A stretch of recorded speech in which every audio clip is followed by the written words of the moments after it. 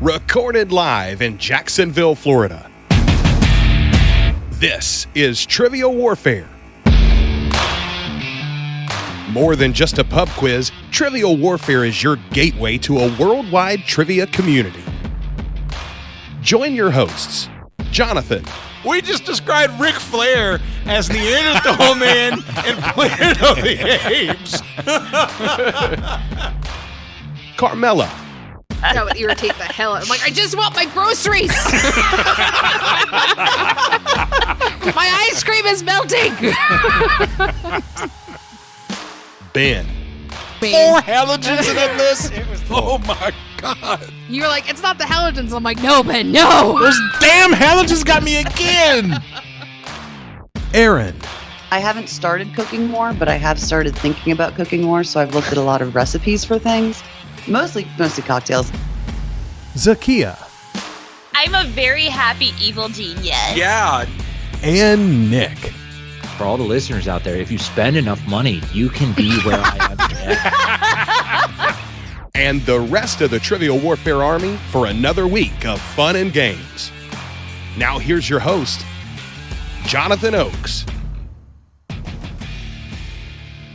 Hello and welcome back to another episode of Trivial Warfare. We are the podcast that takes the pub quiz out of the pub and brings it home to you. My name is Jonathan, and I am here today with Chris Hollister. Hello, Chris.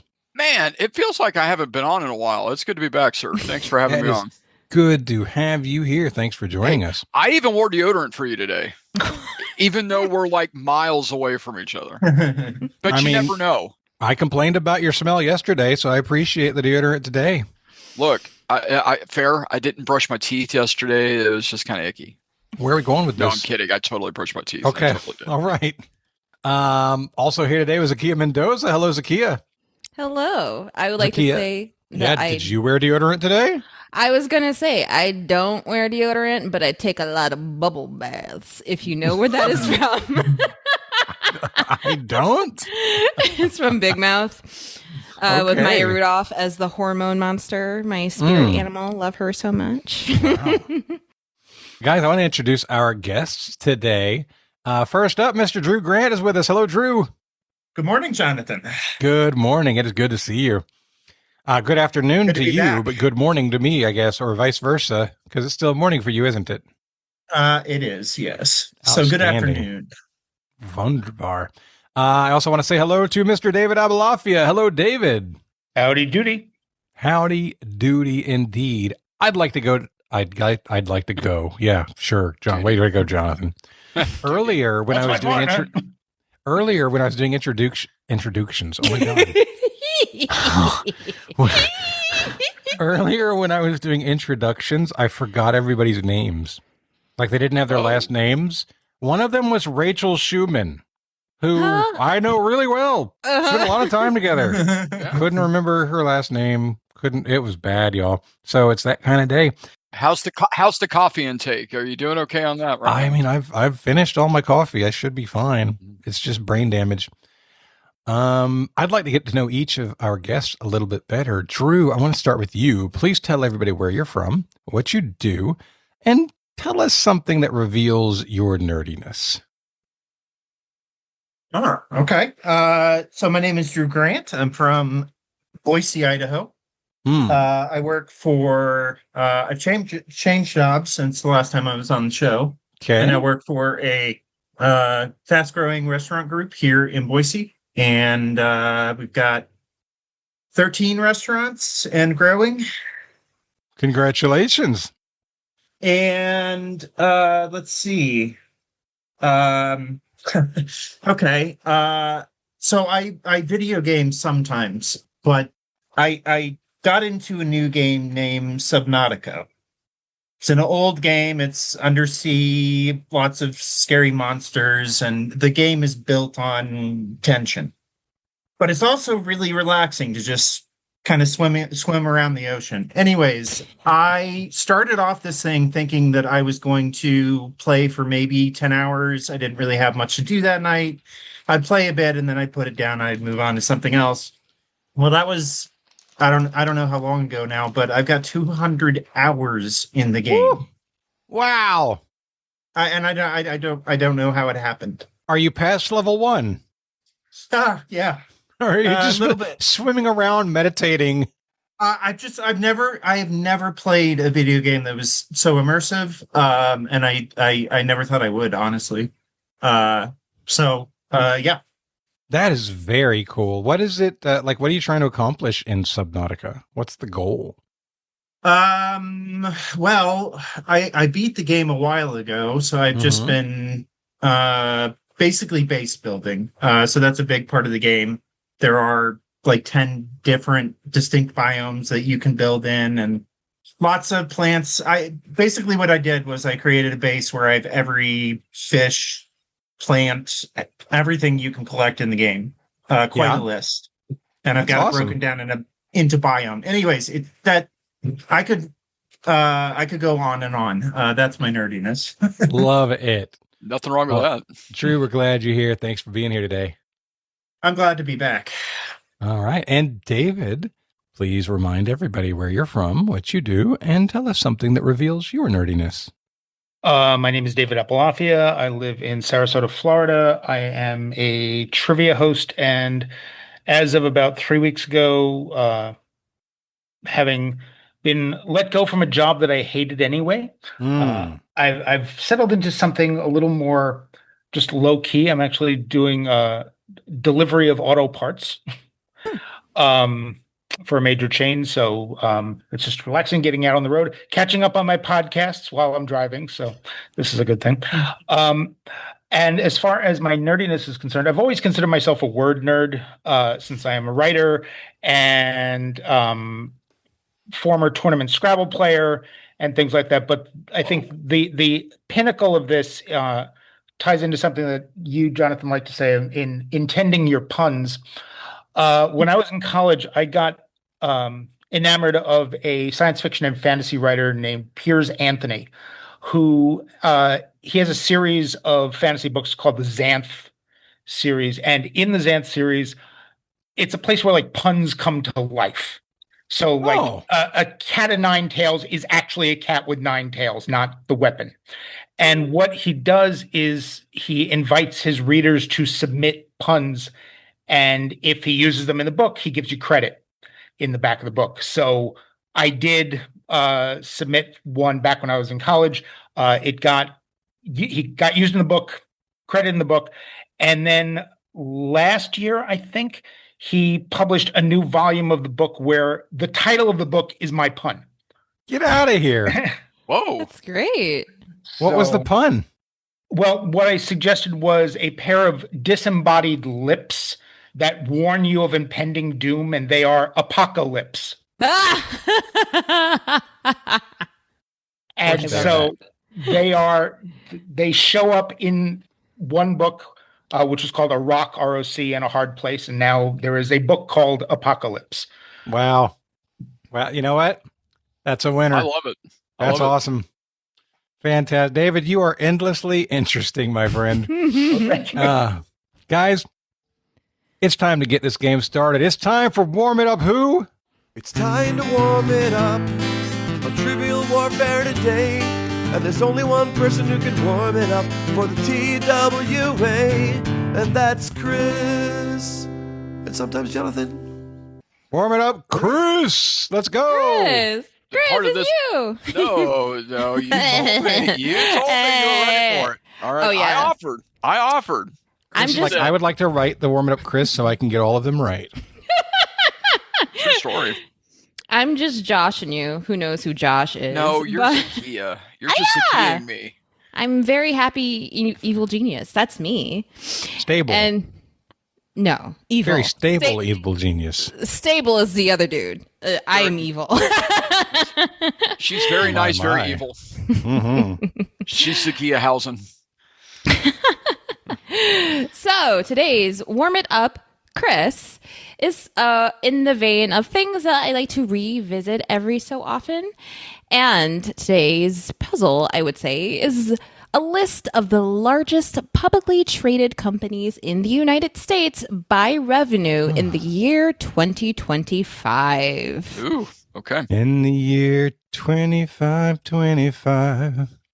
Golly, that's in the future. 25. Yeah, that's still in the future. Never mind. We're good. I've got the top 25 here. And just a slight note, there are some parent companies in here, but if you say a company that's well known in the parent company, I will give you credit anyway. I have randomly selected names, and Drew, you're up first.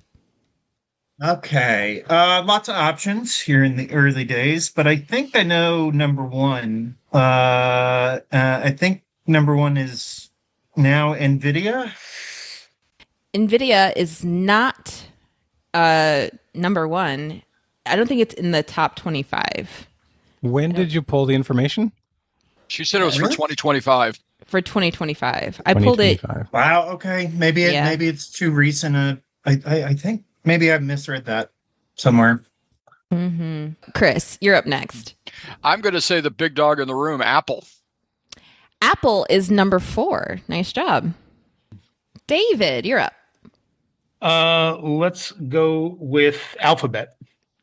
Alphabet, one of those parent companies. Very nice. That is number 7. Very good. Jonathan. I will try Walmart. Walmart in 2025 was number 1, but I believe it's been overtaken by number 2 on the list, if anyone can guess it.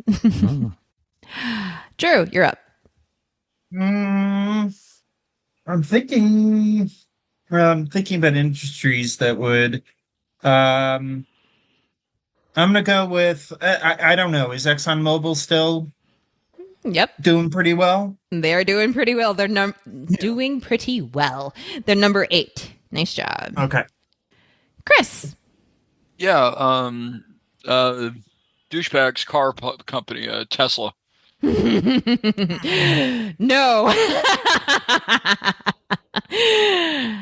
That is not in the nice. top 25. Okay, I approve of that answer. You feel good about that? Good. I really kind of do actually, because I felt dirty saying it. So thank you. You don't have to feel dirty. You're good. David. Well, let's continue on the douchebag theme and say Meta. Yes, Meta did make it. They're number 22. All right, Jonathan. Microsoft is number 14. Sweet. Drew. Jonathan, you're killing me 2 times in a row. You're welcome, sir. Walmart and then that. Let's see. I'm gonna go with. How about Costco? Walmart, Costco. I have no idea. It's number 12. It's on there. Nice job. And blind stab. It's a good blind stab. Chris. I'm going to go the cokest of colas. The cokest of colas is not in the top 25. I am ice cold today. An ice cold Coke is nice though. David. I don't know if they're still there, but I'm pretty sure they were at one point. General Motors. General Motors is number 18. Nice job. Jonathan. I'm gonna try Johnson and Johnson. Johnson and Johnson does not turn out for Jonathan and Jonathan. I am sorry. It's all right. The second Jonathan was a jerk anyway. He prefers to be called Jonathan. Ew. The second one might. He's a tool bag. Interesting. You might say that. Drew, do you have a guess? Yeah, I'm gonna go ahead and remember all my all the Windows stickers with Calvin, and based off of David's answer, I'm gonna go with which one? Ford. Ford Motor Company is number 19. Good wow. job. Okay. Still neck and neck after all these years. Yeah. Yes, all those trucks, man. Chris. I'm going to go ahead and go with Target. Target is not in the top 25. Oh my dear God. What Costco is, but Walmart. Wow, Your answers shocked. have been good, Chris. Yeah, I'm failing miserably though. So Drew, not really a failure. Get ready to do the heavy lifting today, my friend. Read your chat, Chris. I just did, and I'm like, oh crap.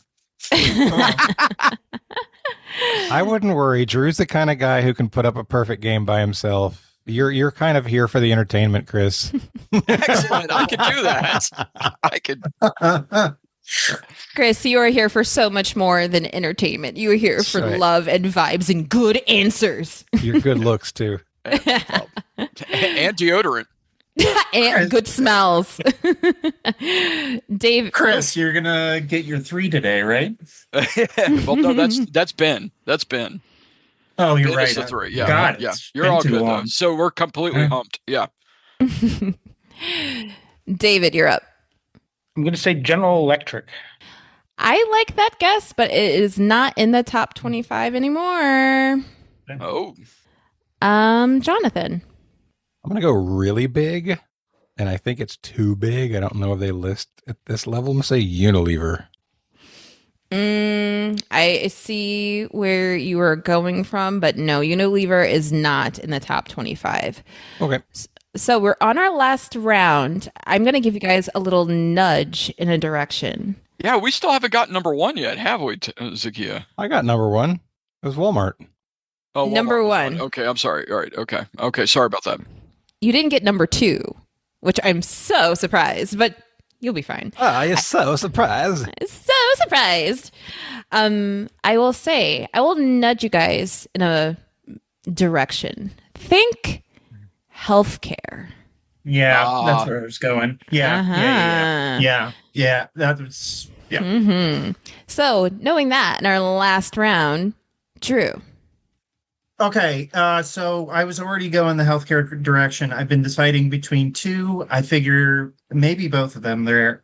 I'm going to go with United Healthcare. Yeah. United Healthcare is number 3. Nice job.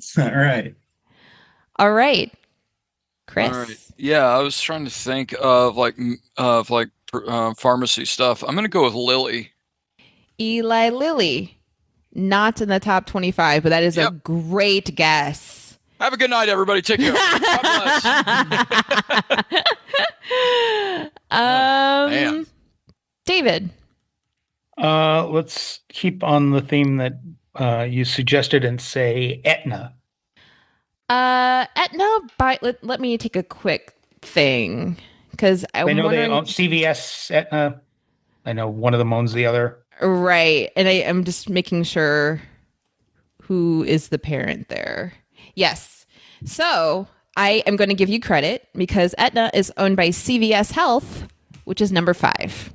Nice job. Nice. Very good. All right, Jonathan, round us out. If CVS Health is on there, I'm going to try Walgreens. Walgreens, the Boots Walgreens Alliance is just out of the top 25. I think it's number 26. Unfortunately, not neck and neck like the car companies are. And friends, you guys are going to be so disappointed. Do you guys want to take a stab at number 2? Is it Procter and Gamble or McDonald's? Kaiser Permanente? Cigna? Cigna is on the list. That's number 13. Wow. Berkshire Hathaway? Berkshire Hathaway is number 6. You're naming other ones. That was on my list the whole time. FedEx? Not FedEx, but you're getting warmer. UPS?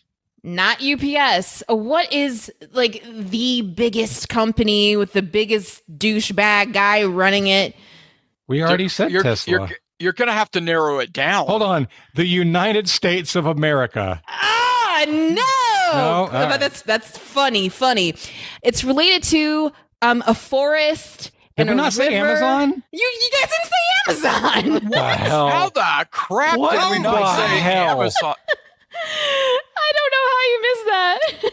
I think we got to a point where I just, in my head, I said Somebody said Amazon. David said Alphabet, and I just after that I was like Amazon, Alphabet, tomato, and wow. I had Honda written down after the whole General Motors and Ford. Was that on there or not? No. Okay. I can do the reveal. So in the last little spaghetti at the wall, you guys said Berkshire Hathaway. You said ExxonMobil. Number 9 is McKesson Corporation. It's related to healthcare. They make a bunch of health machines. Yes. Okay. Number 10 is Cencora. They make the generics of your medications. 11 is in finance world. It's JP Morgan Chase. Oh man. Okay. Number 15, Cardinal Health, which I believe is another umbrella for health insurance. Number 16 is in the petroleum world. It's Chevron. Wow. Number 17, back to financials. It's the Bank of America. How are these making you feel, Chris? Pretty much like crap, especially since this is the job I do now. So yeah.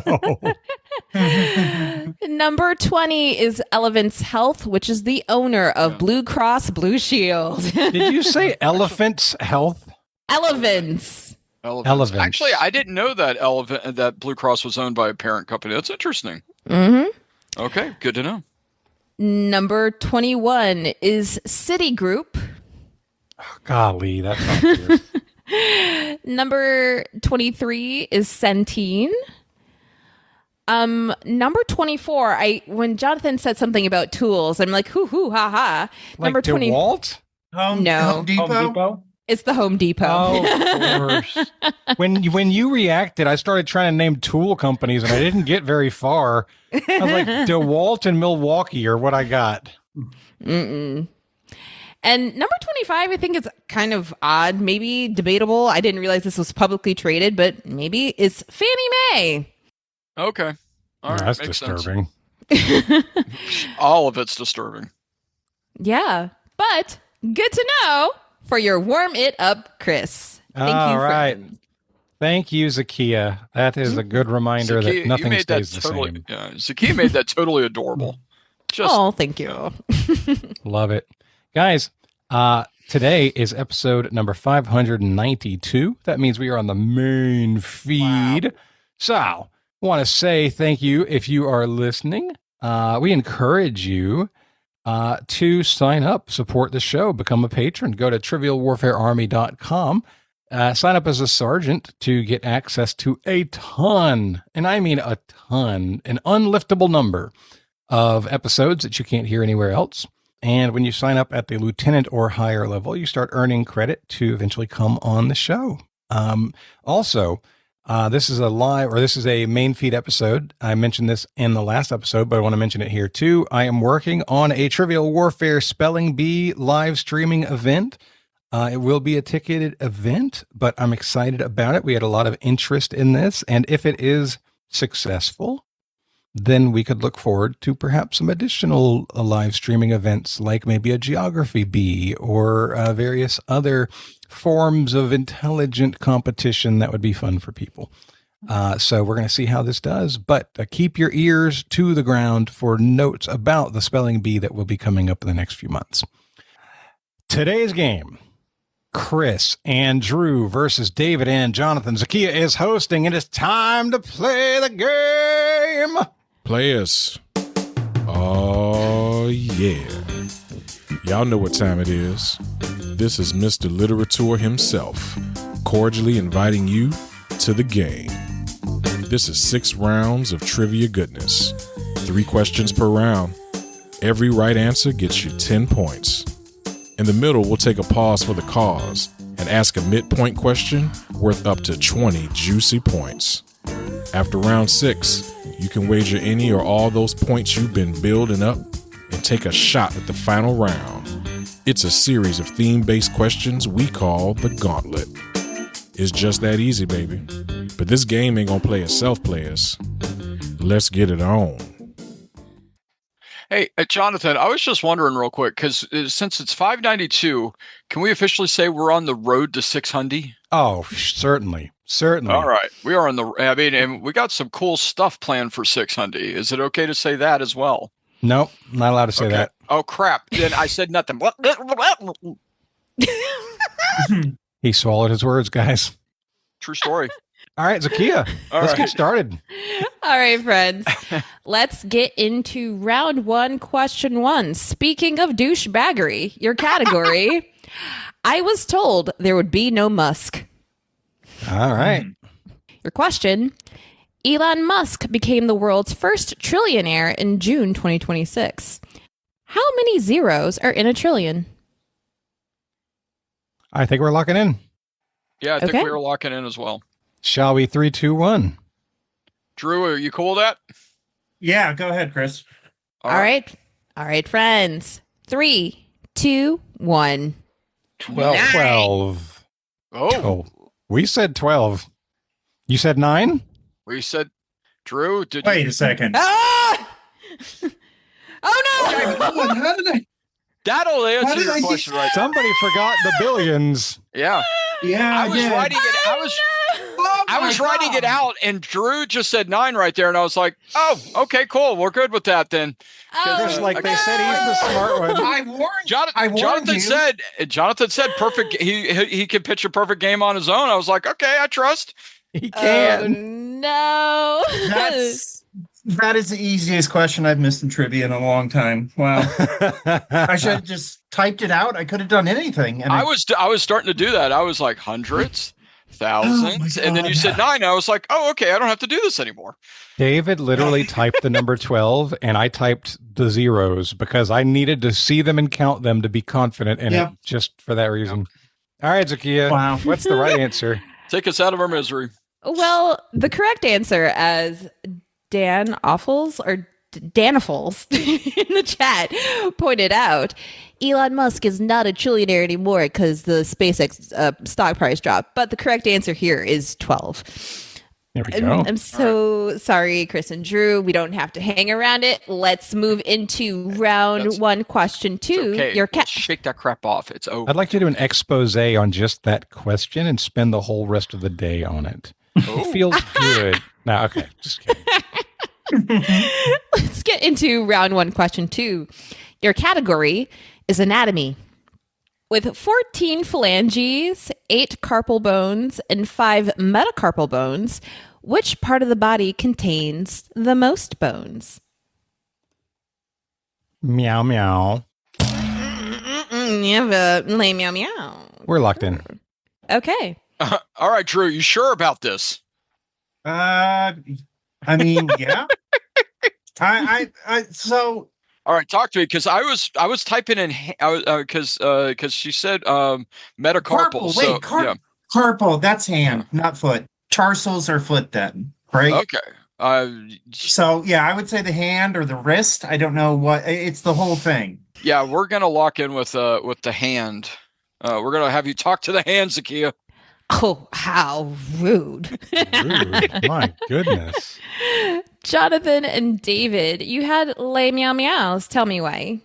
I mean... Tell me why! Ain't nothing but a heartache. Phalanges are your finger bones. Mm-hmm. And there's only one part of your body that has finger bones. It has to be the hand. So we say the hand.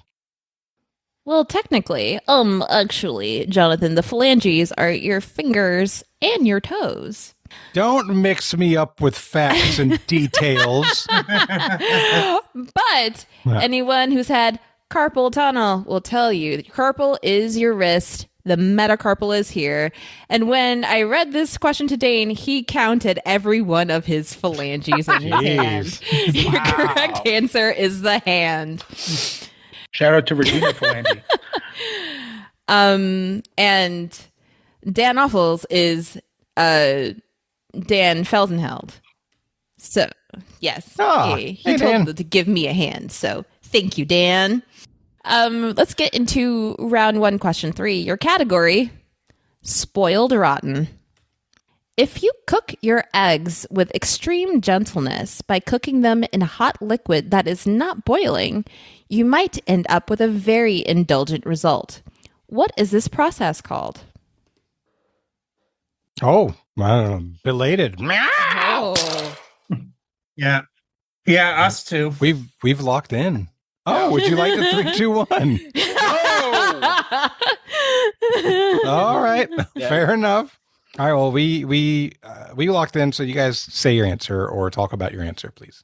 All right, so I was trying to think of it because I was like, I was overthinking it, Drew. I was thinking like sous vide or something like that, but then what you said was like, I was like, okay, I'm a Doofenshmirtz. That's 100% right because I have people that like it and I cannot make them at all. I can't do it. I've tried and I fail miserably. So Drew, tell them what we think. Went out to brunch the other day and had eggs Benedict, and the key component of that is the soft yolk poached egg. So we said poaching. I really thought it was probably the hollandaise that was on top of it. That was probably the whole thing, but that's just me. Okay. I'm saying the egg yolk is the best part. I make a mean mid-boiled egg where it has a soft yolk and a hard outside. Yeah. That's my favorite kind of egg. Me too. Like 60, 65 degree egg. Yeah. Yeah. The trick for me is take your pot, put your eggs in, fill the water level to halfway up the eggs, put a lid on it, cook it for 7 to 7.5 minutes, take it off, dunk it in ice water. They're going to be perfect. All right, David, we gave a different answer. Oh. Yeah. Going off of the category about being spoiled rotten, that would be extreme gentleness. Right. Extreme gentleness would be someone is a big deal. who is coddled. So we said coddling. I've never heard that word before in my life until now. Drew, I'm guessing you have because you're giving faces. Oh, let's Zahkia. Sorry, we've been on this question for a while. Chris, the chat is calling you Chris Hollandaise sauce now. So thank you. That's nice. And what I was going for was indeed coddling. Yeah. Yep. Nope. Yeah. When you said poached, I was like, I don't think so. Drew, I couldn't help you out at all. I literally have never heard of that before. So poaching is cooking in non-boiling liquid. That's what poaching is. Okay, let's check out the difference. Poached. No, I understand. No, it could be right. Yeah. No, I'm going to read I'm going to read a quick thing here. Poached eggs are cooked by submerging the shelled egg directly in simmering water. Coddled eggs are cooked inside a small container or coddler that's placed in a hot water bath, meaning the egg never directly touches the water. Zahkia, that the question you've said, extreme gentleness by cooking them in a hot liquid that's not boiling. The cluing very clearly points to coddling, but technically he's got a case. You know, I'm not that mean, Doza. I can give you credit for this. Like it fits. Not mean, Doza. Oh, so good. Yeah, I can see that. Simmering is not boiling. I will give you credit. There you go. All right. Hey. All right. We'll take it. We've been reproved by the judge. No, I'm actually very nice. I mean, if you have to tell people that, it's usually a sign that it's not true. People who are nice don't have to tell people they're nice. I will fight people. Zahkia is super nice. She is the awesomeness. Golly, Chris, you used to be nice. Now you're threatening to fight people. That's true. But because I'm Chris Hollandaise now. That's right. All right. He's bringing the sauce. Yeah. Let's roll. Right. Bring in the Chris is bringing the sauce. I love it. Yeah. Pretty good. So, friends, at the end of round 1, we are 20 all. Here we go. All right. No, we're not. No, they've got a perfect score. Oh, sorry. Yes. My goodness. I did not give Jonathan and David credit for 12. I am so sorry. We are not 20 all. So at the end of round 1, Jonathan and David, you have 30 points. Chris and Drew, you have 20 points. No, you haven't. You didn't say it right, Zahkia. They are perfect right now. Oh, wow. Already? Yes. They're stressing over there.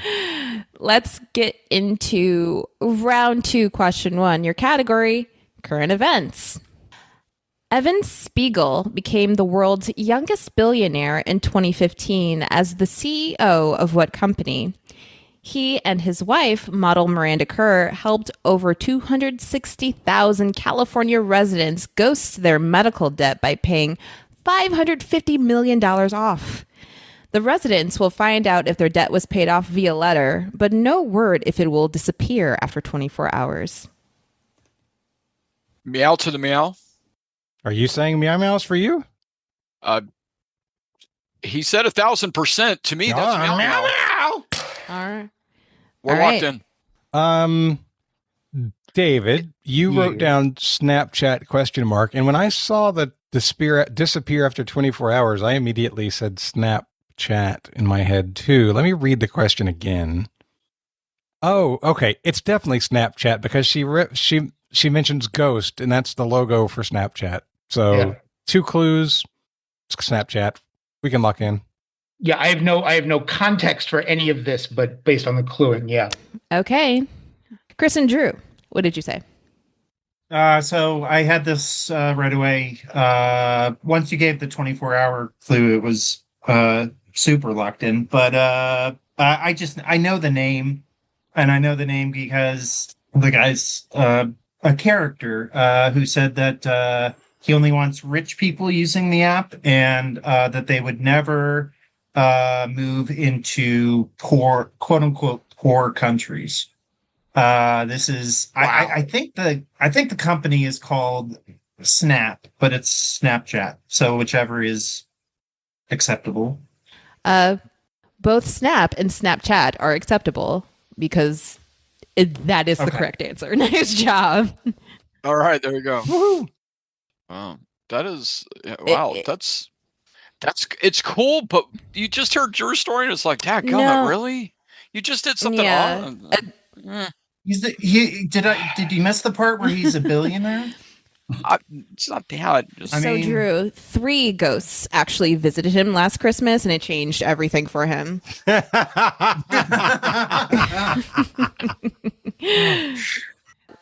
Let's get into round 2, question 2. Your category, terms from across the pond. A proprietary eponym is a brand name used generically, like Kleenex or Band-Aid. In the United Kingdom, what are small adhesive bandages commonly called? It may make you think of either building materials or a certain French city. All right. We're going to lock in. Okay, Drew and Chris. I don't know on the French city part. Pastiche? Or pastiche is, I believe that's a French city because there's a board game named Pastiche. It's about something. I think it's about a French city actually. I don't know if she's going for is Paris famous for plasterwork? I imagine they probably are, but I don't think that's what I don't know that, but I know that's what they call them, stickies or plasters.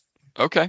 I think let's go with plasters then, because again, and she can educate us on the, but if they call it that, I'd rather go with that 80% than trying to figure out also the French city portion of it. And she can educate us on that in a bit. He's going to. Well, we're at time. All right. So Zahkia, we're locking in with plasters. Okay. Jonathan and David, what are you saying? All right, David, I think this is mostly you. When we really had no idea. And so we were just spitballing with different French cities with different building materials. And I landed on plaster. Jonathan had said Paris, and I landed on plaster of Paris. And so, and so we ended up with plaster. Yeah. If we thought of that, we would have been done 3 minutes ago. It was really funny to listen to your thinking. How did I sit there and say Paris and plaster and still not in the same sentence? But you're like, do they have some kind of plaster in Paris that they use? See, I didn't need to educate you at all. Your correct answer is indeed plasters. I like to shout out to the chat to thanks for all the fish that says plaster of Paris Hilton would be a great before and after, which I absolutely that agree. is good. Nice job. But plasters is your correct answer. Nice job, both teams. Let's get into round 2, question 3. Your category, rolling with my chomies. Okay. Can't wait for this one. Yeah. Due to a small addition to a routine federal spending bill, what lake located between Vermont and New York briefly held official status as a Great Lake for 6 weeks in 1998? It allowed both Vermont and New York to access federal conservation funds normally reserved for Great Lakes. Meow, meow. Okay. Yeah. We can 3-2-1 that. You want a 3, Then 2, 1? let's- If we haven't done too many so far, yeah. There's no such Unless, thing. Chris, do you trust me? I trust you. All right. That was 9.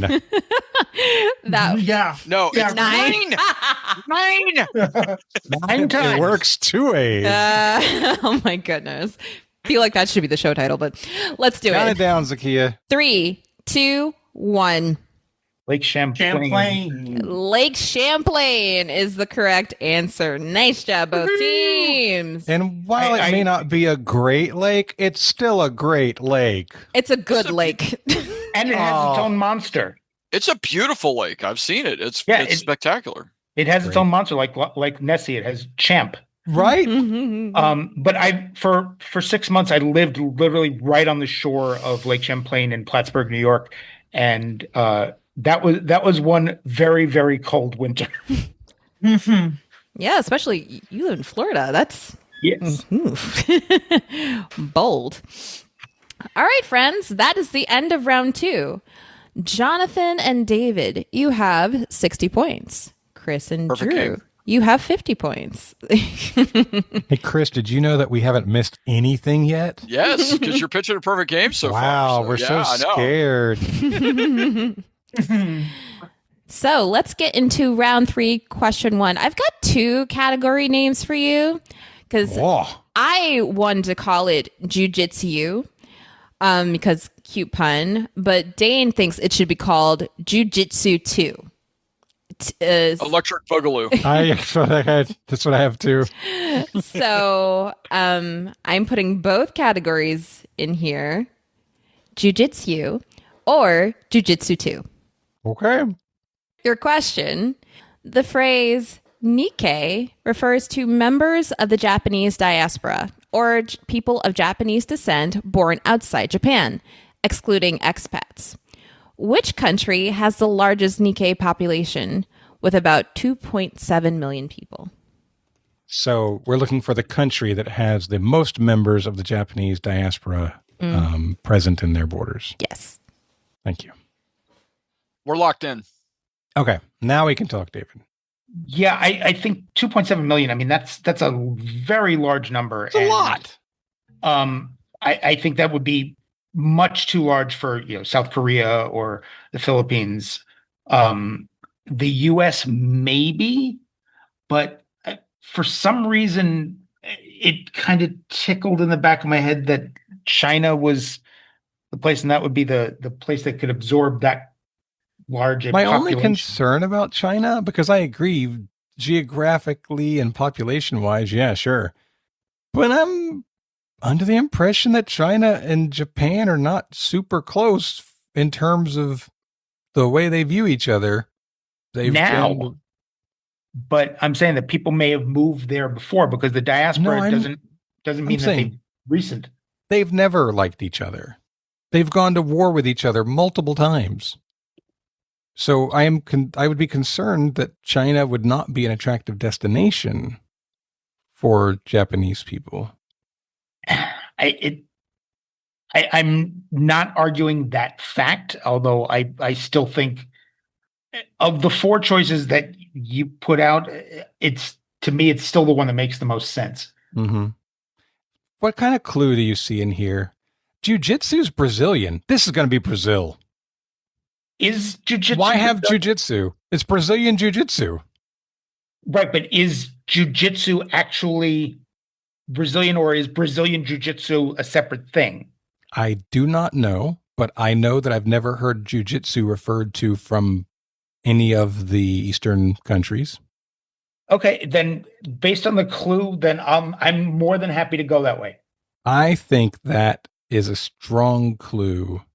And Brazil is big enough and has enough space and people to be viable. Yeah.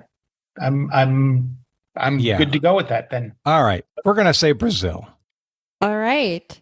Chris and Drew, how do you feel? I freaking hate Jonathan. Listen. Hate Jonathan. Jonathan. Yes. Jonathan. Bully. Such a rat bastard. I don't have a problem with you getting the right answer, but that it took you that long to lock onto the clue? I didn't even look. I forgot about the category as soon as we started trying to answer the question. So did I. We were halfway to the answer before Chris told me to actually look at the thing. I knew this at one point, and I knew it was South America. So we thought Argentina or Brazil, and then he pointed out the jiu-jitsu thing. So Brazil. I think it's they got a lot of workers in the, I don't know, late 19th or early 20th century, like America did. I think they just got more. Mm-hmm. Y'all, the chat is on fire. Oh, yeah? With the puns. Like, someone said, oh my goodness. Let me get back to, do we think Brazil put a capoeira on the number? Let's see. Where is it? Good stuff. 2.7 million sounds low. I think there'd be Brazilians of them. Oh man, they're just waxing poetic today. There's more. You would have to be nuts not to say Brazil. You're gonna need Christ the Redeemer after all these puns. I'll have to ask for a real culpa. Man, chat is on fuego. How many zeros are in a Brazilian? 9.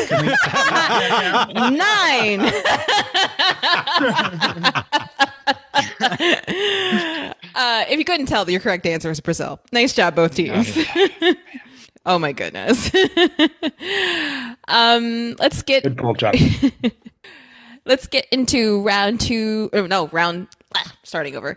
Let's get into round 3, question 2. Your category is national parks. Parks.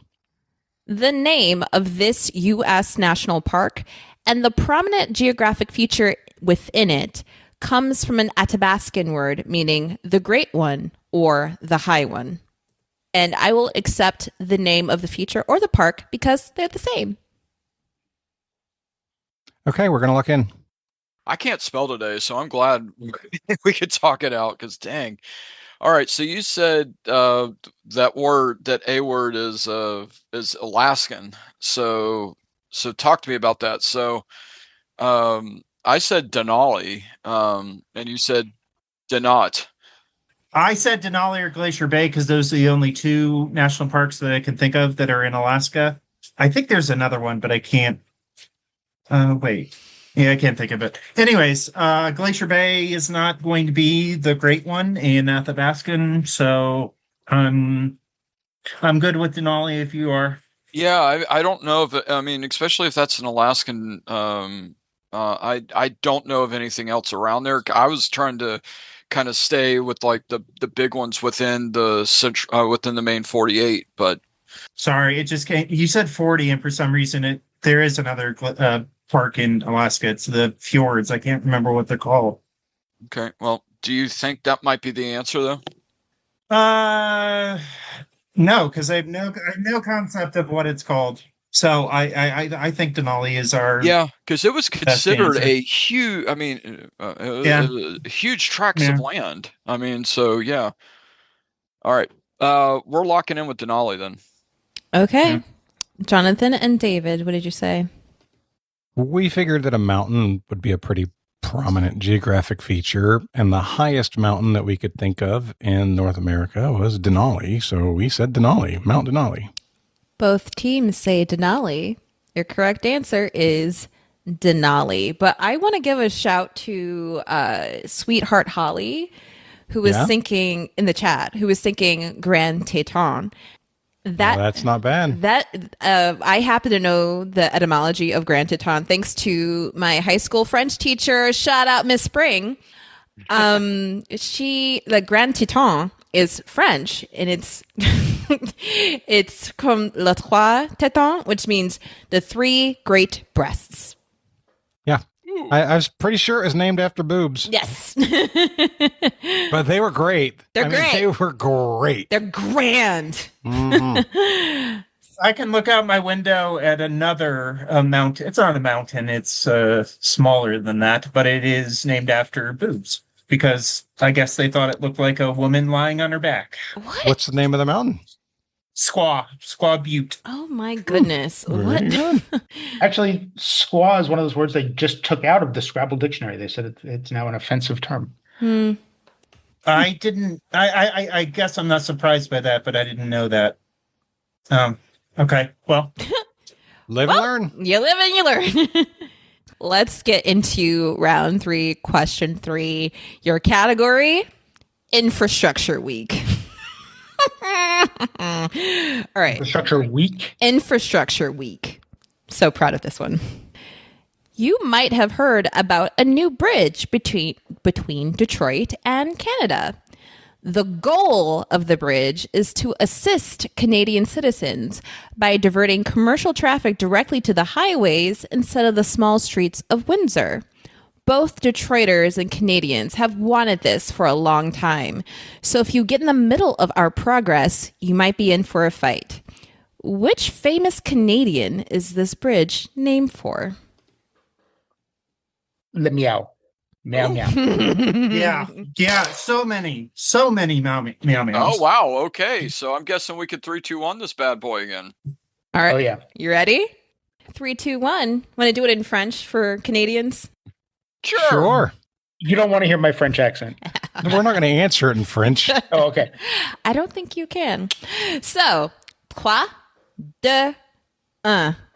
Gordie Howe. Gordie LaHowe. Let me know when you're done counting. I don't know those words. The sad part is that I knew those words just from Hamilton. Yes, both teams say Gordie Howe. Gordie Howe is the correct answer. Nice job. Oh man, I'm so proud of that. Working. It's pretty good. Yeah. Yeah, that was good. Yes. So, friends, at the end of round 3, Jonathan and David, you have 90. Chris and Drew, you have 80. Hey, Chris, you know what we are? We're perfect so far. Yes. Yes, you are. Mm-hmm. Embrace it. No, I don't have to. Fair enough. All right, Zahkia. All right. Going into our midpoint, that was brought to us by Debbie Sutter. Thanks, Debbie. Thank you, Debbie. Thank you, Debbie. Debbie is Zakia's personal ghostwriter at this point. Pretty much. She sends me all this stuff and she lets me know when she's going to send it. So it's like, perfect. But your category for the midpoint is sports. Sports ball. And I guess I forgot to paste the question in here, but I remember it enough. There are 4 teams making their debut at the FIFA World Cup this year in 2026. I am going to give you the capital of this country.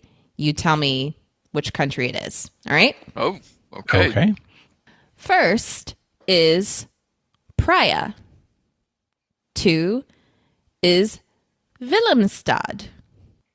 3 is Amman. And 4 is Tashkent. We're at time, friends. I need answers. Give them. I want answers. Give me. Yum. All right. We're locked in. Okay. So for time's sake, and Drew did a lot of the heavy lifting. I I sort of kind of but not really helped on one of them, but we said for Priya, we said Cape Verde. Mm-hmm. For Willemstad, I remember that Curacao was one of the 4 teams that this was their rookie debut. As I was telling Drew, I've watched a lot of World Cup and enjoyed the crap out of it this year. It's been amazing. And he said, "Oh, well, that's Dutch, and Willemstad sounds because William was the Dutch king." And I was like, "Sure, if you say so, absolutely." And then Amman is Jordan, and I just remember that from a bad joke in The West Wing. Amman, a woman, anyway. And then of course, and then Trash Can. You said Tashkent. Sorry, I'm so sorry. Don't use the word trash, please. You said anyway. Tashkent. Sorry, Drew. You said was Uzbekistan. You said it was one of the stands, and then at the very end you said Uzbekistan. Yeah, because you said Kazakhstan, and I knew it wasn't Kazakhstan because that's Astana. Okay. So, yeah. All right. I think I've heard of Uzbekistan being in the World Cup. So, cool. Okay, Jonathan and David, what did you say? Yeah, we kind of there. Curacao and Jordan were right away from me. One, Curacao because I knew they were a first timer, and Jordan just because I knew the capital of Jordan. The Praia kind of felt Portuguese, and then so we started listing a couple of, and it said it's somewhere in Africa, and it said it's kind of one of those countries that like doesn't feel like it's Africa. And as soon as I said typed Cape Verde, it's like, yeah, I think I remember hearing that as one of the new countries. And Jonathan listed off a bunch of the stands, and we'd forgotten one. We forgot Uzbekistan. And as soon as I said Uzbekistan, God said, that sounds familiar. And we also very, very briefly had an Uzbek restaurant here in Sarasota. It didn't last very long. I wonder why. But yeah, so our answers were Cape Verde, Curacao, Jordan, and Uzbekistan. All right. Both teams say Cape Verde, Curacao, Jordan, and Uzbekistan. And guess what? Both teams nailed the gauntlet. Nice job. Hey, I'll tell you what, Cape Verde is very cool, man. They're the smallest country ever to make it into the knockout rounds. That's just nice. That's a cool story. Yeah. Yeah. So, friends, at the end of the midpoint, Jonathan and David, you have 110 points. Perfect. Oh, is that right? Yeah, that's right. Okay. Chris, you could say we're on the road to 200. I prefer Pink's version of effing perfect. Jonathan, David, you have 110 points. Chris and Drew, you have 100 points. Round 4, question 1, brought to you by Marcus Plaisance. Ah, Mr. Plaisance. Thank you, Marcus. Zatarans. Zatarans. All right. I was cracking up that episode. Oh, that's so funny. Your category, trying to find where I've been. Your question. The name Pakistan was coined in 1933 by Chaudhry Rahmat Ali as an acronym representing several predominantly Muslim countries of the Indian subcontinent, including Punjab, Afghania, Sindh, and Balochistan. One of the letters refers to a disputed Himalayan region claimed as part of the envisioned homeland. In the acronym Pakistan, what does the K stand for? All right. We are locked in. Wow. Yeah. I just wrote in crap. With a K? With a K. I have no idea. I don't know if I'm just getting stuck on the easy end. It's Kashmir, right? That's the disputed territory between India and Pakistan. That makes perfect sense. Am I missing? No. For some reason, that sounds wrong. Dun-dun-dun, Yes. If there's another disputed Himalayan region, I am. Yeah. Well, let me put it this way. Probably is. One of the things when Jonathan and I started playing trivia, at Dick's Wings a long, long time ago in a galaxy far, far away. Dick's Wings back I in know, the day. right? Good times. The one thing that he said to me that always made sense, and I don't listen to him about 90% of the time, is always stick with your gut with your first answer, because 90% of the time your first answer is right. And so I think we should go with Kashmir. I think that's the right place. And so I trust that gut of yours. All right. You got your probiotics in, Drew, so I think we're in good shape. All right. Okay. All right. We're Kashmir. locking in with Led Zeppelin's favorite city, Kashmir. Okay. Jonathan and David, what did you say? David, it sounds like we were both surprised to discover that Pakistan was based on an acronym. Right. I was more surprised to find out that Dick's Sporting Goods started out as a wings place. And a darn good one at that. Yeah, that's really good. But yeah, as soon as you said disputed, Kashmir is what came to mind. So, I threw that out. Jonathan said, yeah, he's good with it. So that's what we went with, Kashmir. So I love being on the live stream this time because lots of information. I learned thanks for all the fish is Marcus Plaisance. Hey, I've been wondering who Thanks for All the Fish has been for months. Jeez, Marcus, you could say your name every now and then. He said he's the plaster of Plaisance. Amazing. And he wrote that question for me. So thank you so much. I don't know if you remember the fact that I've always wanted to sing this song at karaoke, but I don't because it's 8 minutes long. Your correct answer is Kashmir. You know what we need, Zahkia?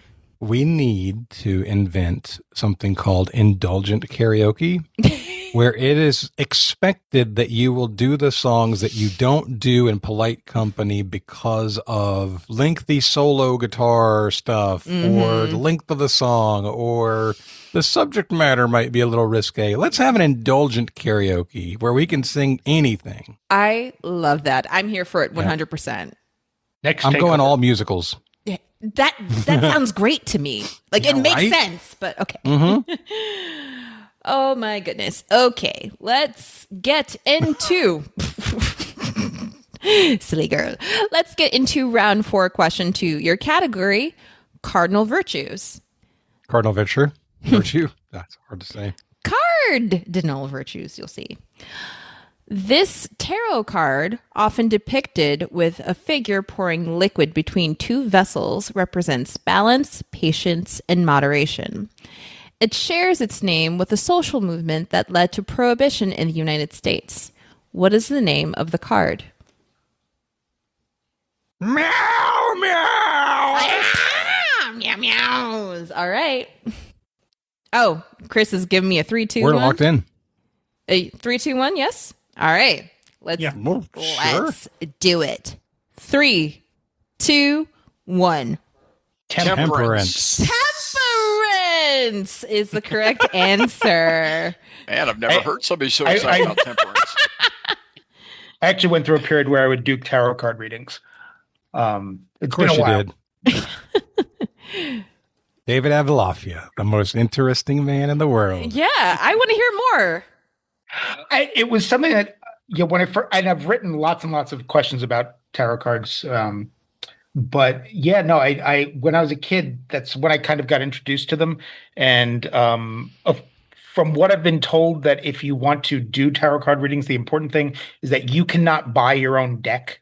It has to be given to you as a gift. Otherwise, it won't work. So I was, and yeah, when my son wanted to learn to do that, we bought him a set. I bought him a deck. There you go. Very cool. That's wonderful. All right, friends, let's get into round 4, question 3. Your category is TV movie before and after. Ooh. So one half of your before and after is going to be a TV show. The other half is going to be a movie. Oh, okay. All right. Let's do it. Instead of flora and fauna, either David Attenborough or Sigourney Weaver narrate the actions of Joseph Gordon-Levitt and David Hyde Pierce on the RLS Legacy in the science fiction version of a famous Robert Louis Stevenson novel? We're going to lock in. Okay. So you wrote Planet Earth and Third Rock, and I was like, Third Rock from the Sun. Yeah, I got, yeah. David Hyde Pierce is Frasier, right? He's Niles. Yeah, he was Niles and Frasier. Yeah, so, okay. So Planet Earth, and then it's just narrate the actions of on the RLS Legacy in a science fiction version. So that's Treasure Planet, Planet Treasure Island, I want to say.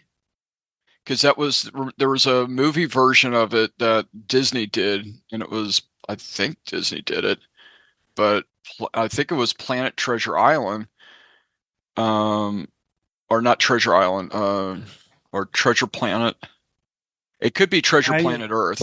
It could be Treasure Planet Earth, but I thought the movie was the second part. So the movie is the second part. Okay. Hold on. With Planet Earth, there's a bunch of others. There's Blue Planet. Does that get us anywhere? I think Blue Planet is the one that's narrated by, I didn't know it was Sigourney Weaver. I knew it was a female voice. Oh, that's right. Yeah. You're right. Okay. So does Planet get us anywhere? Well, because it could be Planet Treasure Island. It could be, Blue Planet Treasure Island then. I have nothing. I like your answer because it's the only one that we have. Yeah, I think we have to. So I guess Zahkia, Drew, and I are going to lock in with Blue Planet Treasure Island. Okay. Jonathan and David, what did you say? This was definitely a teamwork thing because I had the movie and Jonathan had the TV show. The Robert Louis Stevenson novel is Treasure Island, but the movie version is Treasure Planet. And then Jonathan took the second part. David Attenborough narrated Planet Earth. So he said Treasure Planet Earth. There's no requirement for one to be in front of the other. That's not. Yeah. It's never that way. It just the way it was phrased, it just sounded like show was first and the movie was second. So, but I got you. Yeah. It doesn't say that. Yeah, there's no requirement. The correct answer is Treasure Planet Island. Oh, what? That's not it. No, it's not. I've listened to Chris and Drew dance around it so many times. Answer is Treasure Planet Earth. Whew. Yep. Though I did love Marcus's answer of Back to the Futurama. So at the end of round 4, Jonathan and David, you have 140 points. Chris and Drew, you have 120 points. Let's get into round 5, question 1, brought to you by Debbie Sutter. Thank you, Debbie. Thank you, Debbie. Thank you, Debbie. Your category is love songs. One word. Your question: Olivia Rodrigo's newest album, entitled You Seem Pretty Sad for a Girl So in Love, released on a Friday, features a guest appearance from which English musician on the track What's Wrong With Me, marking the first time another artist has appeared on a Rodrigo studio album. However, he does not appear on the track that shares the name of his band, which he co-founded in 1976. Yeah, we can definitely lock in with that. Oh, okay. You literally just saw it, so that makes sense then, Drew. So I didn't know this 24 hours ago. I learned it. I swear that doesn't happen very often, but here we go. So you're thinking the Cure's own Mr. Robert Smith? I am. All right. We're locking in with Robert Smith. All right, Jonathan and David, what are you saying? I am a huge fan of the song Friday I'm in Love. Dryden Mitchell does a great cover on the 51st Dates soundtrack. But all the clues suggested were kind of pointing at The Cure, and the frontman of The Cure is Robert Smith. So we went with Smith. All right. Yeah, didn't they do a song? Didn't they do a song for 51st Dates called Love Song? No, that's one of their other songs. Okay. But yeah, the 51st States is all reggae versions of pop songs. Yeah. Including one of Friday. That sounds like that can go bad really quickly. Actually, it was really, really good. Yeah. It was a Cool. good album. Really good For album. them. Even 311 did a good song on there. Okay. I have a hard time believing that. I kind of like Amber, but the correct answer is indeed Robert Smith. Nice job, both teams. Let's get into round 5, question 2, brought to you by Nathan McQuinn. Thank you, Nathan. Thank you, Nathan. Thank you, Nathan. I switched this around a little bit, but your category is laws of the Bible. Your question: hey, tell me the name of the short New Testament book, only a single chapter, that is the only book to mention the Archangel Michael by name, who had a dispute with the devil over the body of Moses. Drew, I've got at least a half, if not a 3/4 meow meow. No, I think Mio. Oh, that's really good. That's well done. We're locked in. Okay. Okay. So New Testament books with one chapter. So this has got to be down towards the back. There's like I mentioned, Philemon is a very short book. 3rd John is a very short book. There's got to be a clue that the hey has to, like, I was thinking, hey there, Delilah, hey, Jude. Hey, Jude. Jude. That's a short book. That's got to be it. I like that. And that is, God, that one doesn't stick out to me like the other ones do. Jude is definitely a book of the New Testament. I think, again, as I've said numerous times, if I were to write a trivia book, it would be called Everything I Know About the New Testament I Learned from Jeopardy. I'm Jewish. We don't go that far. Sure. Yeah. Makes a lot of sense. I'm cool with Jude. I think the clue is a big hit at the front there, and that makes a lot of sense. So I will ratify that suggestion. All right, we're going with Jude. All right, Chris and Drew, what did you say? No.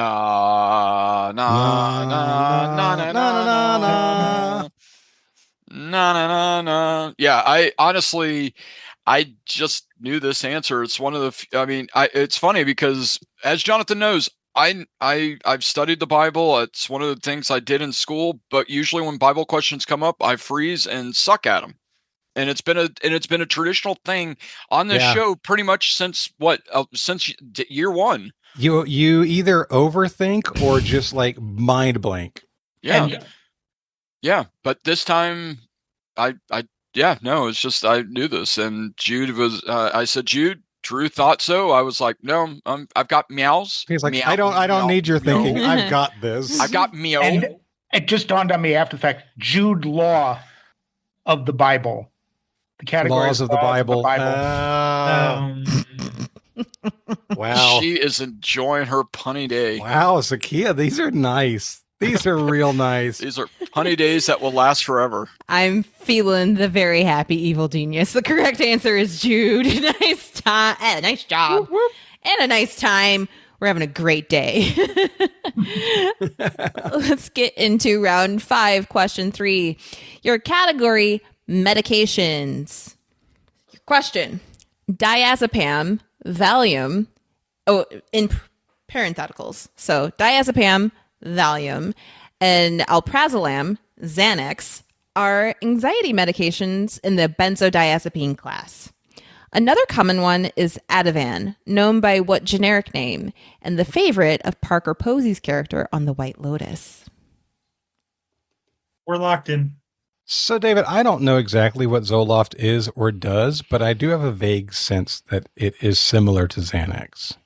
Yeah, no, I mean, I'm trying to remember, because this is the problem, is that the antidepressants that I've taken, I've only ever known them by the generic names, and neither one of them is like neither of the things I've taken is related to Ativan. Have you taken Zoloft? Again, that's the problem, is that I don't think that Zoloft is a generic name. I think Zoloft is a brand name because I would have thought that about Valium too, and Xanax. No, that's what I'm saying. I think diazepam is the generic, Valium is the brand, alprazolam is the generic, Xanax is the brand name. Oh, I see. So Ativan is the brand name. We want the more complicated scientific name. That's what I'm gathering. Oh, I'm out. I ain't gotta go. I'm not gonna guess that. Earmuffs, man. Earmuffs. Did you watch White Lotus? I did. I didn't. So what did Parker Posey like to take?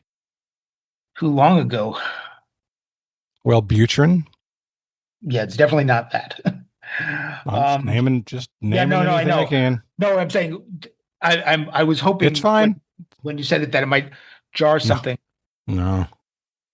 Yeah, I can't think. I think we've got to go with Zoloft because I can't think of anything else. I don't like it, but I really have nothing else. There's something similar to Wellbutrin. There's a V word.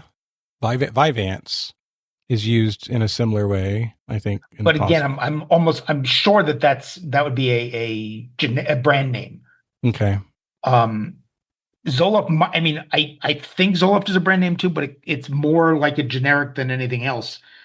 This isn't a Dexo something, is it? No, because Dexo's like Dexy's Midnight Runners. Those are stimulants. All right. Okay. You are at time. I'll go with what you want, David. Yeah, I think we got to say Zoloft. Okay. All right, we're saying Zoloft. All right. Chris and Drew, what did you say? So I myself am bipolar, and as such, I know my anti-anxiety medications. What you were talking about are SSRIs, which are like long-term medications. Anxiety medications are for short-term issues. Anyways, I don't know this for sure. I couldn't stand the White Lotus. I got through 2 episodes. I know it's supposed to be satire, but I just don't think that it's satirical enough. I think they admire their characters, or at least they write as if they do. But anyways, the other benzo that I could think of was lorazepam. I don't know that it's Ativan, actually. I don't think I ever knew that, but that's the other benzo. Or the other benzo I could think of.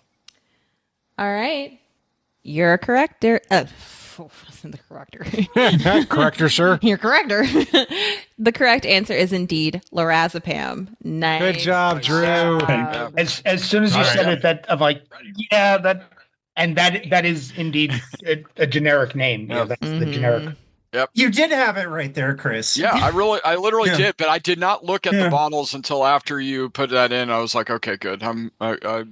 I did not want to skew the game, but yeah, I start my mornings in quiet reflection and in my office, and so I just take my meds beforehand. So. Yes. Zahkia, I think it's really uncouth to ask a question about the medicine that people are taking on one team. Seems like a direct conflict of interest. Hey, all I'm saying, Jonathan, is guess what? Yeah, it was a good run. You're not perfect anymore, I've never been perfect, honestly, but it's a heck of a run to pretend that long. And did I conspire with Drew and Chris before this? 9. No. Well done. Well done. No notes. That was perfect. So at the end of round 5, Jonathan and David, you have 160 points. Chris and Drew, you have 150 points. Oh, I thought we were tied. No, we were up by 2. Yeah. Oh, yeah, wow. Okay. we got the before and after wrong. Oh, that's right. Yeah. Okay. All right. Wow, it's a good freaking game. So excited. All right. Let's get into round 6, question 1. Your category is cars. Ooh, which one? Zoom, zoom, zoom. Hey. Zoom, zoom. That's not the answer, but when this car debuted in 1966, Pete Estes, a General Motors executive, joked that its name meant a small, vicious animal that eats Mustangs. However, the name came from a brainstorming session between two GM execs and a French-English dictionary. They decided on a derivative of a French word that means pal or companion, evoking Estes's ethos of a camaraderie between a personal car and its owner. Damn, that question just kept going. I gotta read that whole thing. I don't understand what we're doing here. Sorry, I didn't even copy it right. I got no diazepam. Sorry. Yeah, I think so. We're gonna lock in. Okay. All right, Drew, we could talk it out. I don't know if we're gonna get any further though. I really don't. So talk about your knowledge of French real quick. Was never even conversational, but have traveled a lot and am familiar with words. We ended up saying Camaro, and I don't have anything more to say because that it literally was just like these are the two words I know. Yeah, because you said camaraderie is a French word for friend, so I mean it just makes sense to go with Camaro. And because originally I said gremlin, but I was like, a gremlin and a Mustang have nothing to do with each other. Not one thing. So that just makes zero sense. So I think Camaro makes a lot more sense when it comes to bumping it up against a Mustang. So I guess, yeah. Yep. All right, we're locked in, Zahkia, with Camaro. All right, Jonathan and David, what did you say?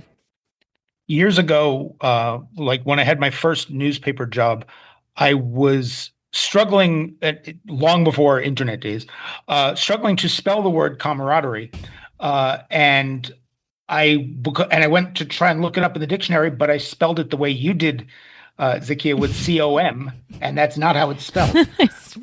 And so C-A-M-A. Little side of judgment with your answer there, Zahkia. Just remember that when it comes to points, okay? But anyway, and I actually did drive a Camaro for a little while. Although, as I said to Jonathan, it never told me where its name came from. That based on camaraderie and I seem to recall that it was part of that wave of pony cars in the mid 60s. So, we also said Camaro. Yeah, David, tick my spelling up with spell check. It gave me a little red wiggle when I tried to spell it C-A-M-A with the I-E version. They did not like it. So it changed it to the English spelling. Either way, it's the basis for Camaro. It's a correct answer. Nice job. Look at that. For the record, C-O-M-R-A-D-E-R-Y is the widely accepted English adaptation of camaraderie. Mm-hmm. Huh. Who knew? Wow, how's that feel, David? You want a side of judgment there?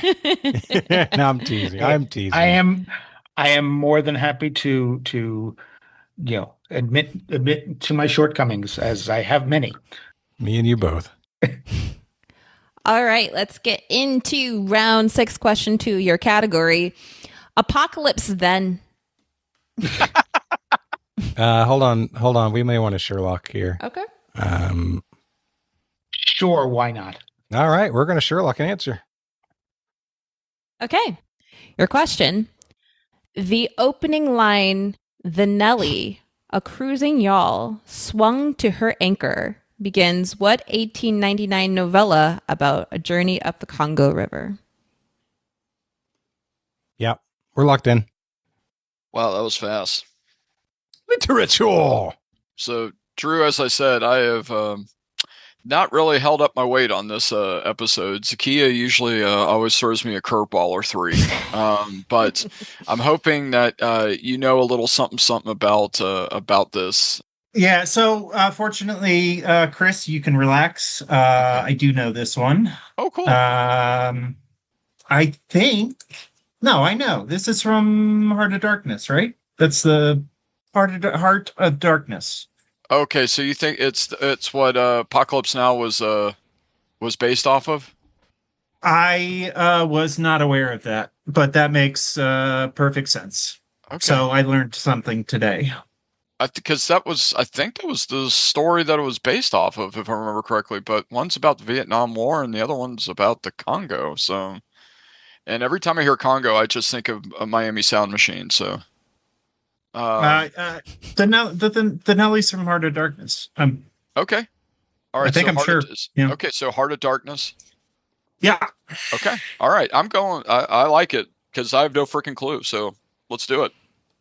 Heart of Darkness. Okay. Jonathan and David, what did you say? We both said Heart of Darkness instantly. It's just a thing that we knew. And we should point out that our Sherlock guess was, well, no, we can't say that because we haven't said what the right answer is yet. No, sure. I mean, we could say our Sherlock guess. It's fine. We said Martin Sheen. Oh. Who is not an 1899 novella. No. Your correct answer is indeed the basis of the story for Apocalypse Now, Heart of Darkness. Nice job. That makes so much sense. I never made that connection. No. Let's get into round 6, question 3. Your category, moves like sugar. Common in South and Southeast Asia, what is the name for an unrefined sugar made from the sap of the date or palm trees without separating molasses or crystals? Yeah. All right. I think we're going to lock in. Okay. Kristen. All right, Drew. I'm glad because we could talk it out because I wasn't really understanding what you're saying. So I grew up with 2 neighbors close by, good friends, ate at their houses a lot. I think that they call the actual sugars, and I think there are either different types or different names depending on where the country that you're in. The family that I associate with the word with was Malaysian. Gula. The gula. I'm not even going to try to come up with but I think there are a bunch of gula. That's okay. I don't feel great about it, but that's the word I've heard. Okay. So not goulet, but gula. Goulet. Yeah. All right. I say let's do it, Drew. I mean, but that seems. I mean, it seems too niche an answer. Well, the only thing I was thinking is the moves like sugar. I was thinking was moves like Jagger, which is a Maroon 5 song. So does that spark any memory or any thought processes in your head? No. All right. So we're going to go ahead. Let's just go ahead and go with your gut. I'm trying to think if there's anything else. I got it.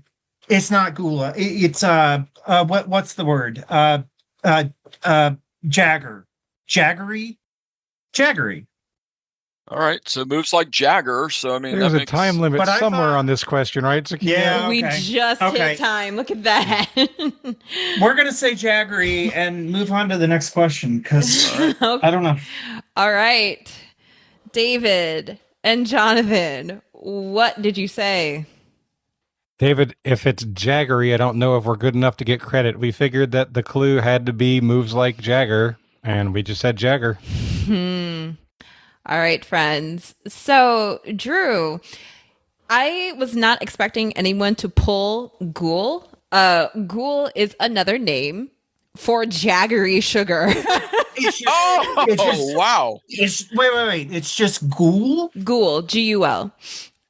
Oh, well, yeah, okay. I was picturing a 20-year-old memory. There you go. Impressive, though. Was not expecting anyone to get that deep in it. But yeah, ghoul is jaggery sugar. Jaggery is the correct answer. And shout out to Nikki Bates who got it in the chat. Yay! Nice job, Nikki. Man, but Drew, that was outstanding, man. You got both of them, and you didn't even know that there was 2 answers. That was a Jonathan. That was me rereading. Oh, it really was. Yeah, that was. How does it feel, Mister? I mean, it's amazing to watch. That was good. But was good. Oh my goodness, that means at the end of round 6, we have a tie going into the gauntlet. Oh man.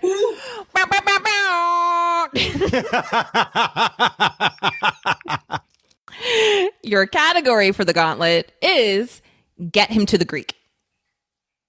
Okay. Our wager is locked in. Okay. Yeah, wager's locked. You sounded disgusted when you say that. Oh, we're good. Let's do this. We got this. Okay. Sizzler. All right, friends. We didn't have enough money for Sizzler when I was a kid. We went to Western Sizzlin'. Oh, okay. There you go. Hey, they had one in Stark, Florida for the longest time, and Uncle Chip would take me there when we went to Gator games. There you go. Yeah. First question of your gauntlet, category, get him to the Greek. The discovery of a golden funerary mask in Mycenae led archaeologist Heinrich Schliemann to believe that the Trojan War was real. He claimed the mask belonged to what Mycenaean king, who was the brother of Menelaus, husband of Clytemnestra, and father of Electra? We're locked in. We're locked in. Question 2 of your gauntlet. Everything will be illuminated if you know the name. Oh, sorry. Starting over.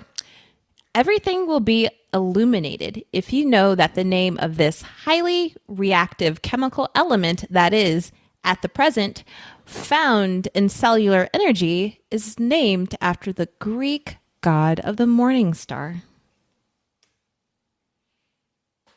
Yeah, absolutely lock that in. All right. We are going to lock in. Or we're locked in. All right. Third question of your gauntlet.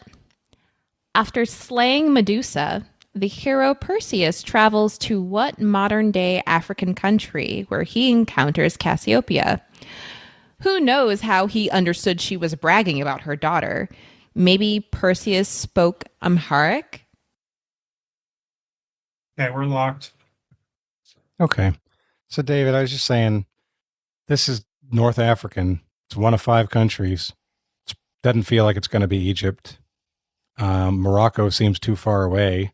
Tunisia's the closest geographically to Greece. Right. But I was starting to type that Nubian, I don't know why Nubian popped to mind, but generally you talk about Nubian as in relation to, if you ever hear that word these days, I gotcha. I understand. Dark-skinned people. Right. And so that doesn't strike me as that part of Africa. I think you're going farther south.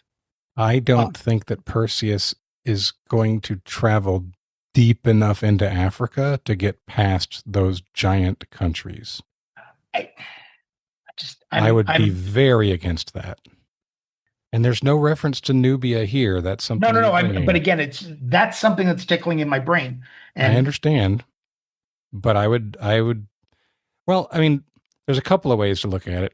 First of all, this is well before perhaps the different religious migrations of Islam moved into the area. Mm-hmm. Perhaps there was a lot darker skinned people at that time in that area. I'm wondering about something like on the Horn of Africa. If that, because I know that that horn kind of juts up there into the Indian Ocean. I can't imagine it. It's so far. That would mean that the myth of Perseus has him traveling over land for half a year to get somewhere. But the other part of this is the Amharic part, is because that doesn't strike me as belonging to any of that Northern Africa region. I mean, I'm throwing out that it's going to be like Djibouti or Eritrea, but if you want to say, when I think of Nubian, I think of Ethiopia. Yeah, that may not be appropriate. But that's kind of what I'm thinking. The other stuff just doesn't. It's something about that doesn't feel right to me. Like I said, because I'm thinking it's dark. Yeah, I think it needs to be farther south. Well, David, you are better at trivia than I am. I will defer if you want to feel strongly about something. Yeah, I definitely, like I said, I don't know why Nubian is sticking in my head, and that's putting me to Ethiopia, and we're at time. So that's kind of where I want to go with it. Okay, you want to lock in? Yeah. Okay. And it's Ethiopia? All right. Okay. Our answer's locked in. Okay, beautiful. Let's collect the answers, friends. So, the golden funerary mask found in Mycenae belonged to which brother of Menelaus, husband of Clytemnestra and father of Electra? Jonathan and David, what did you say? Jonathan had this from the go.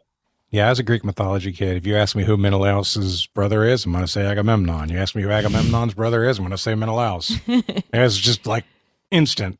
So we said Agamemnon. All right. And Chris and Drew, what did you say? As was already spoiled, we said the same. Yeah, right.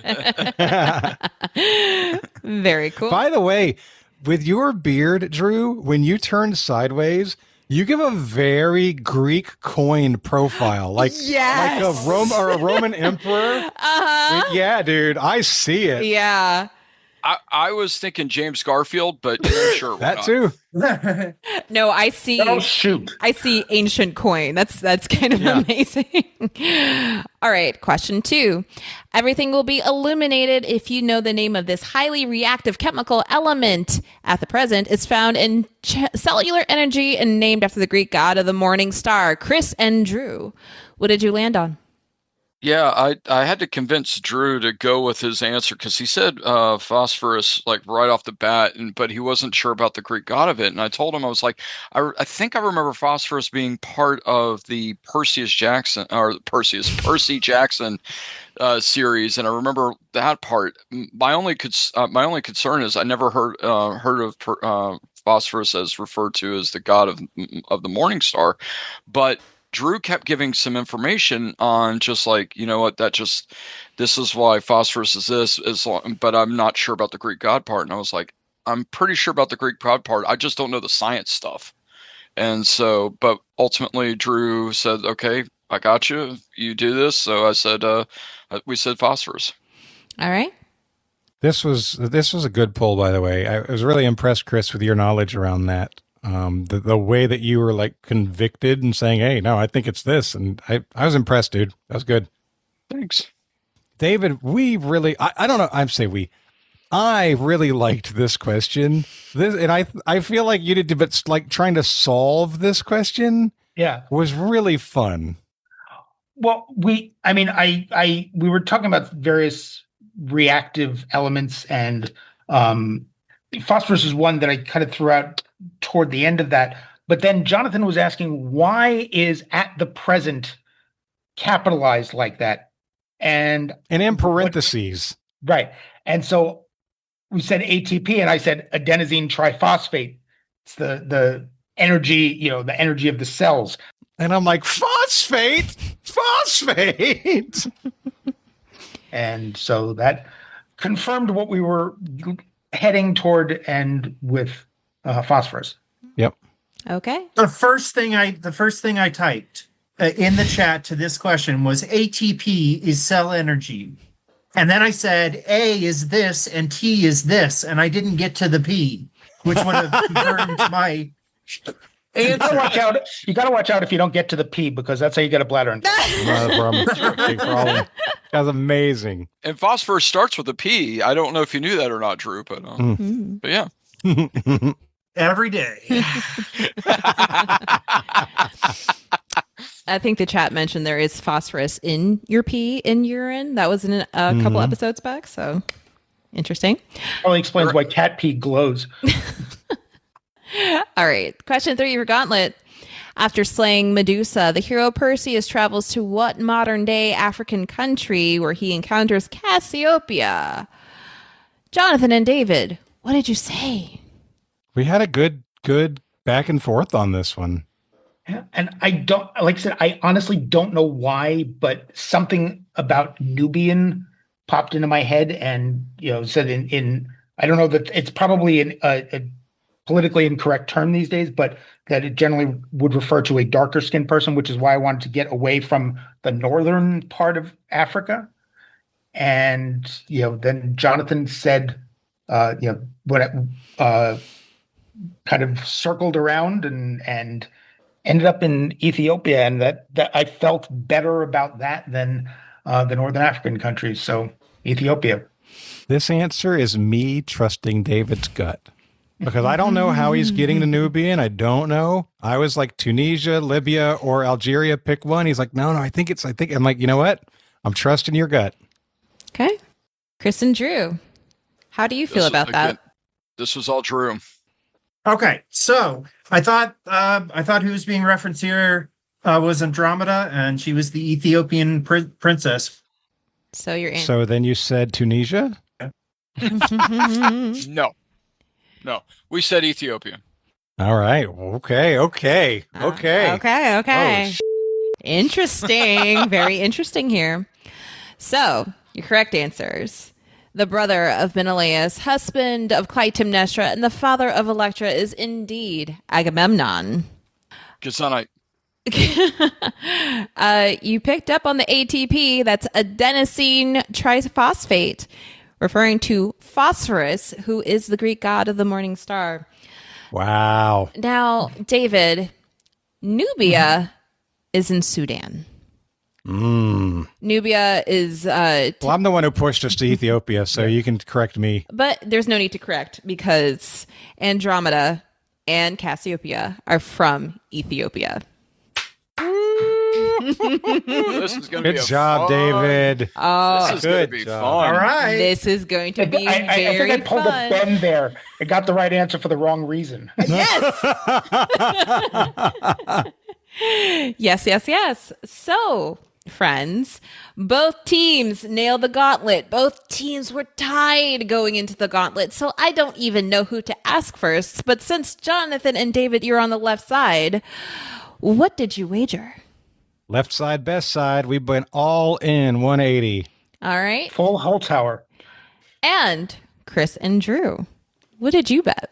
Hey, All right, it's time to rock, paper, scissors, lizard, shoot, because we went all in too, baby. Balls Wow. 360 to 360. What a game. Perfect circles. All right, Drew, I guess Save for that Y in Jaggery. Yeah, Drew, right. You're going to have to trust me on the rock, paper, scissors then, because with your camera being down, we actually did need your camera. David, would you like to compete or would you let me compete? Go right ahead, Jonathan. This is your thing. All right. Is it me versus I'm Chris? spent after pushing all of us toward Ethiopia. OG versus OG. Let's go. Let's go. All right. Hold on. Let's do some rules first, for lack of a better word. We're gonna do one, two, three, and then throw. Yep. Exactly. 1, 2, Okay? 3, bam. Okay. Exactly. All right. All right. You ready? Yep. If you start, I'll match you. 1, 2, 3, whatever. All right. 1, 2, All right. 3. Okay. You ready? Yes, sir. All right. So 1, 2, 3. Both rock. All right. That's tie. Ready? Okay. Go. Yep. 1, 2, 3. Both scissors. What? Keep your Okay. Chris. Keep your hand. You got to back up a little bit so we can see Sorry. your hand. Sorry. Or move your camera down a little bit. How's this? Is this okay? That's fine. That's good. Okay. All right. Let's do it again. You ready? Now, hold on. Let's have Zahkia count for us because, like, you're slowing down. You're saying 1, 2, 3, and it's like, okay, hold on. You're not. It might be a delay in the thing because I thought I was doing fine, but okay. Yeah, Zahkia, can you do the counting for us? I do rock, paper, scissors. You just do one. Just say 1, 2, 3, shoot. Okay. That Okay, works. and we'll match your cadence. Sounds great. Mhm. 1, 2, 3, shoot. All right, a rock versus a scissors. rock. One for me. All right. 1, 2, 3, shoot. Oh, Chris got scissors. I got rock. Here we go. Down to this one. All Here we right. go. Down to 1. 1, 2, 3, shoot.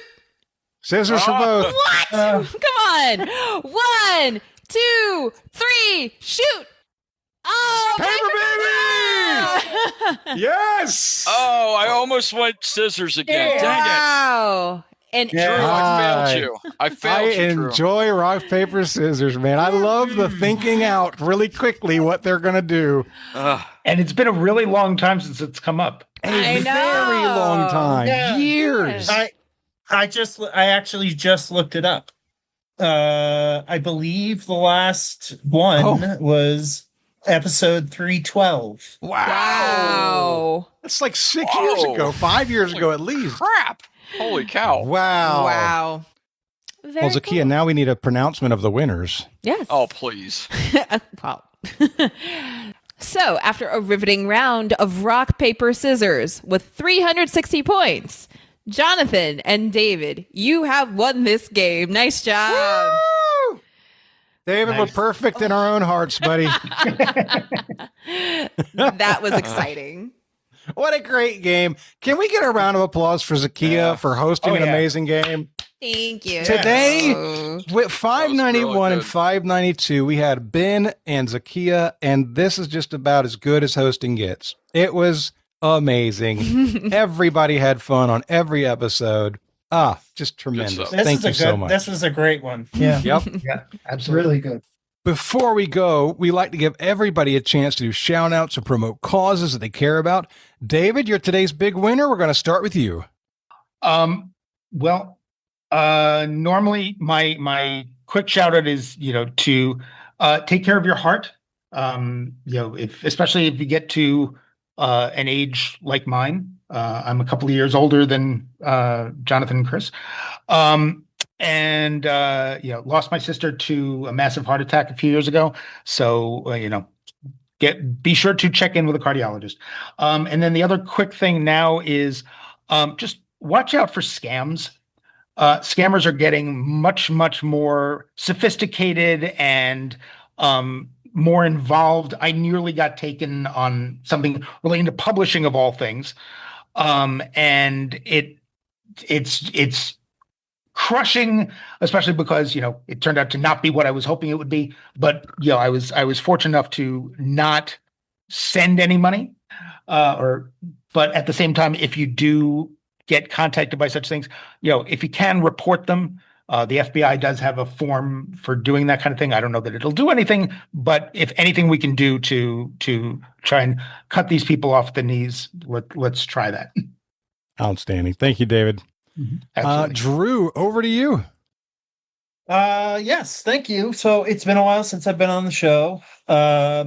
I would like to call out my favorite charity. I've been on a lot of episodes. It's possible this is a repeat, but the charity called Southern Smoke is started by a chef named Chris Shepard, who I worked with a little bit. And they were huge during COVID. They helped keep 300,000 American restaurants open. And they're continuing to help restaurants rebuild for the new future. That's fantastic. Terrific. Very cool. All right. Thank you, Drew. So, Jonathan, I know I don't get to make shout outs, but I would like to shout. Oh, thank you. But I want to shout out the chat today. They were hilarious in keeping me laughing throughout this whole thing. So if you ever want to join the Trivial Warfare live streams, hopefully it'll be as on fuego as it was today. Amazing. Great job, chat. The chat was on fire in game 1 too. It's been a great day of recording. Honestly, it's been a great day. The top chatters in the live stream today are Sweetheart Holly, Red October 25, and Dano Fells. Dano. The Fells. So it's Marcus and Hal just on the outside.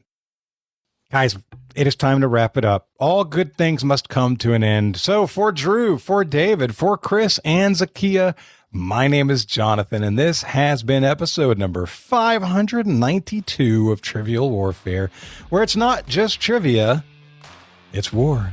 Bye, everybody. Bye. Have fun Take care, storming the everyone. castle. Take care of yourselves. Thanks for listening to Trivial Warfare. Be sure to check out the revamped TrivialWarfare.com as your one-stop shop to submit questions, join the community, and get access to over 150 archived episodes. Warm It Up was written and performed by Matthew Stevens. This episode was edited and produced by me, Joel Sharpton. For help with your podcast, visit ProPodcastingServices.com.